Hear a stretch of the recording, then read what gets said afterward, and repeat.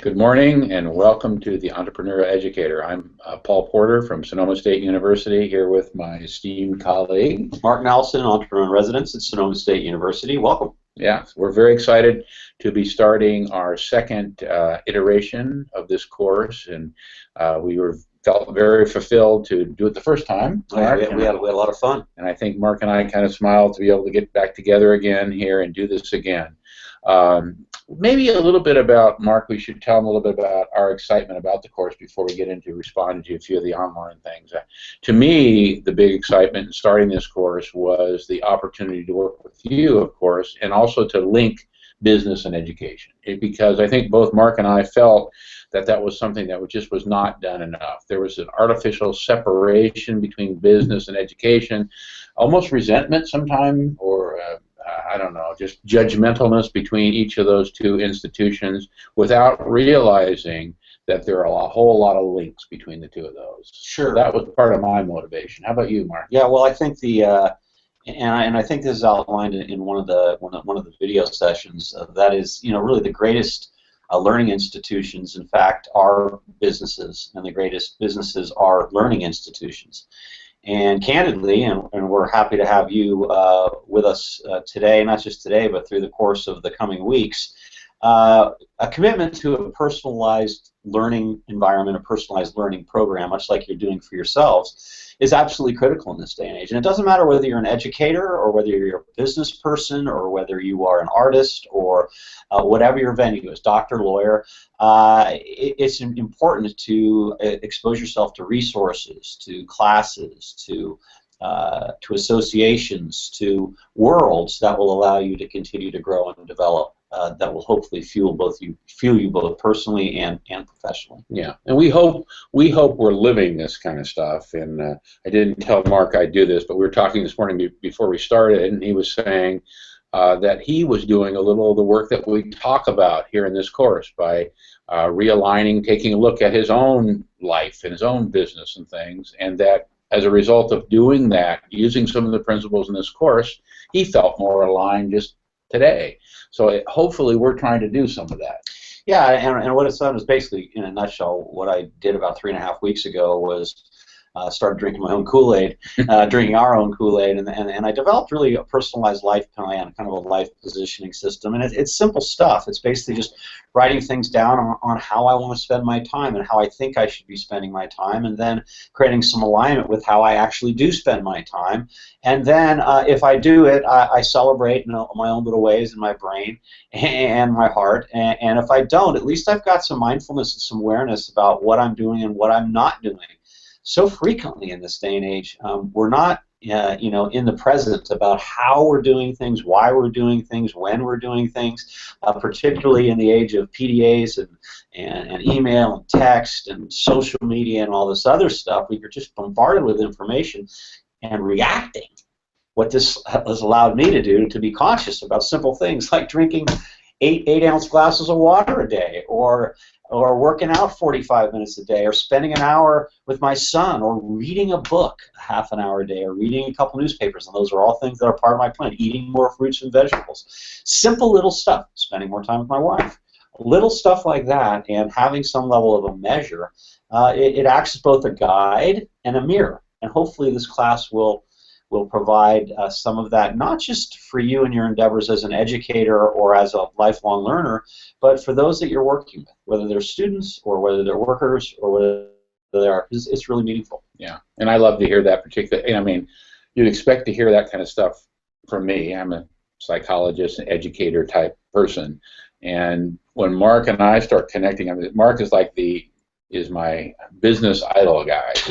He's got it together in terms of combining the business and the personal. So when he talks about this stuff, it's really great to see a entrepreneur so invested in integrating personal. So thank you. Well, I mean, same with you, Paul. I mean, you've got an awareness about you that I think is pivotal. But we're in the midst of a convergence in this world, a convergence where people are questioning their existence and meaning and purpose, and we talk about some of that. And how do you take that meaning and purpose and excel and accelerate and align with your external realities. And it's easier said than done, and it's a journey. It's not a destination, and hopefully some of the stuff that we're going to be introducing you to and sharing with you will help you start thinking in those ways, and as importantly, to be able to share with our young people, because for them, if they can start doing some level of self-exploration around these things, about really what gets them in the zone, very powerful stuff, then learning just happens. Well, maybe a couple words on the purposes of this course is we want you, of course, to grow and become educational entrepreneurs, but we also would like for you to start, through this course, taking opportunities to design meaningful learning experiences for kids. Mm-hmm. I mean, that's what it's all about. I mean, we've often debated in this course about, is this course for teachers to improve themselves, or is it for teachers to learn techniques and approaches with kids? And the answer is yes. Okay. And is it for business people? Yes. So anything we can help you with as we go through in terms of getting you to think about how do you take the information we're presenting and link it to teaching and education. We want to encourage that, and you guys are the experts. We would love you to start posting your ideas about how you're using some of the entrepreneurial concepts in the field of education, or if you're in the business, how are you using some of these in business too. Mm-hmm. Sounds great. So maybe we could respond to a couple of things. Some of you have started to write in. We want to really encourage you to continue to visit us on the site, to use Twitter, to get to us in whatever way you can, and we will read those. We read every one of them. We try to respond to most of them. So let's respond to a few of those. We got one response about one of our participants trying to link concepts of social justice to entrepreneurialism, which I thought was fascinating and kind of in the spirit of what we're trying to do here. What we're trying to do is link concepts in the business world to those in the social justice, educational world, etc. So maybe Mark can comment on this too. A lot of the most forward-thinking businesses now are the ones that are community aware, socially aware, interpersonally aware. Yeah, and we're kind of in the heart of it here in the North Bay and in Northern California.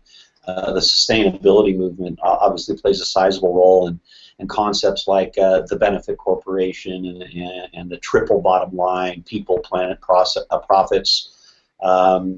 Is I think what folks are alluding to, and I think businesses are becoming increasingly aware and understand that you can't pillage the environment in order to I use that word both figuratively and literally, in order to produce profits. Long term, that's just not a sustainable model. And in looking at how you treat your employees, how you treat your customers, how you treat your suppliers, that's about the people. The planet is about environmental and resource allocation and resource utilization, and of course there needs to be a sustainable economic model for businesses to flourish long term too, so there's obviously profitability so that we can invest in things, not just to make more money in the future, but to invest in things so that we're more efficient related to both the people and the planet elements. So yeah, to me it's not one or the other, it's all three. Good.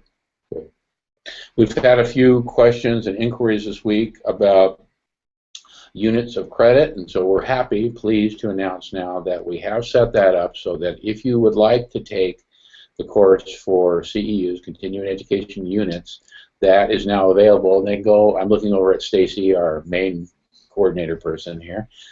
They can go online now and do that, right? Yeah, there's a link on the site. If they go to the Badges and Certificate CEU link, they can link then to the registration page through the Sonoma Extended Education. And tell all your cohorts, tell your educational friends, your educational colleagues, your educational administrator colleagues, because this is a great opportunity not just to learn some new material that we think is very pertinent to today's world, but also to, again, get some certification and or CEU credit. Mm-hmm. Good. So it's ready to roll. It's ready to roll. Okay, good. Other topics that we might talk about here a little bit. We're trying to encourage a passion for teaching and learning and continuous learning.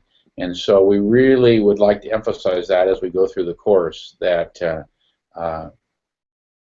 if you want your students to be highly involved in thinking as entrepreneurial educators, we would really like you to start experimenting with that and seeing yourself as continuous learners. That's a little bit what Mark was talking about this morning in terms of himself too.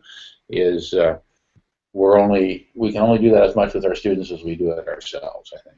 And very much like business, I think I know is because the educational world and the business world are becoming increasingly interactive, whether it's between management and employee or educator and student.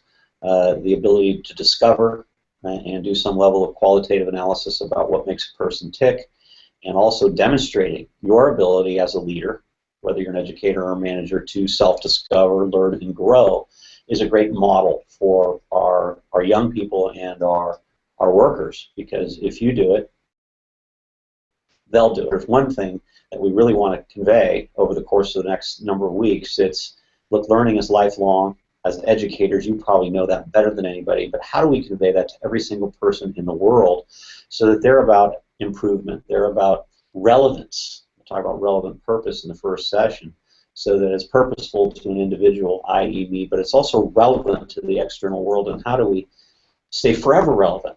And that's through growth, that's through learning, that's through development, that's through change, that's through experience, it's through opportunity. Okay. But maybe we should preview a little bit the first session. Hopefully you've watched the introduction by now. We also want to encourage you to, for yourself and for others, that coming in a little bit later into this program, you can go back and view the previous modules and catch up. In fact, we had, I think Stacy was saying, we had 40 new enrollees just a couple of days ago. So don't let that be a deterrent. If you're tuning in now, you're thinking, oh, they've already done one module. No, that's fine. You can go back and continue that. Our next module coming up is on what Mark talked about, finding one's relevant purpose. And maybe to preview that, this one has to do with helping students to really spend more time in a more purposeful way, thinking about what really matters to them, what's really important to them, where their passions are. Sure, and again, we talk about this in the first session, but really what it comes down to is about alignment. It's alignment between those things, that the energies inside an individual about really what makes them tick, hopefully ultimately unleashing their unique purpose in the world, and then making it relevant to the external world. And relevant can come in a myriad of currencies. It's not just financial. It can be social, it can be emotional, it can be familial, it can be relational.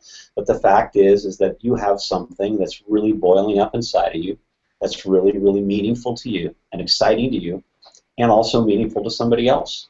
And I think educators, in particular, probably get that as well as anybody in the world. But how do we begin creating awareness around those alignment processes at the youngest of ages, so that young people are unleashing things? That's what we do. And you're going to hear us starting to use economic unit of one, that term too, a lot. So maybe a couple of words about that to prepare you to read about that. And we've often debated about what we should really call this thing, because we don't want you to think of economic unit of one as a money-making machine. But economic unit of one, to me, has to do with an attitude, a way of viewing yourself, that you are indeed responsible for and in charge of your own growth, your own learning, your own becoming what you want to be, and that the days of getting a job with one company forever and just sitting there are gone. That until we can get our students thinking that I need to invest in myself day to day to day, it's going to be difficult. So maybe a few pre-words on that, Mark? I think fundamentally, in a more broader-based form, it's about individual vitality and viability. And part of that means that you need to hopefully not just subside, but to have an accelerated life in the material world. We fundamentally believe, I fundamentally believe, that the world is abundant, and if we have the right investment in ourselves, in our economic unit of one, in our personal brand, and Me Inc., whatever you want to call it, that wonderful things are going to happen, and then you have something to share with the world and to be of service to the world. So the EU1, although it does sound very business oriented, is really about a bigger, broader self-reliance, self-sufficiency, and individual vitality and viability that ultimately will be shared with others. So it's about really positioning yourself to be of greatest service. Good. Good.